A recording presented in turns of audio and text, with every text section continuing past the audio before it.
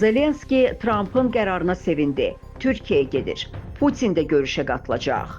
Ukrayna prezidenti Volodymyr Zelenski Rusiya-Ukrayna münaqişəsinin nizamlanması üzrə mayın 15-də İstanbulda keçiriləcək danışıqlarda Amerika Birləşmiş Ştatları lideri Donald Trump'ın iştirak eləmək istədiyini bildirib.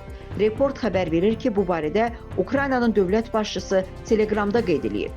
Trump'ın atəşkəsin tam və qeyd-şərtsiz elan olunması ideyasını dəstəklədim. Bu, diplomatiyaya əsas verəcək qədər uzun müddətli olmalıdır. Biz bunu istəyirik. Biz öz tərəfimizdən sükutu təmin etməyə hazırıq. Mən prezident Trump'ın Putinlə birbaşa danışıqlar aparmaq ideyasını dəstəklədim. Mən açıq şəkildə dedim ki, görüşə hazıram. Mən Türkiyədə olacağam. Əlbəttə biz hamımız istərdik ki, prezident Trump da bizimlə birlikdə həmin görüşdə Türkiyədə olsun.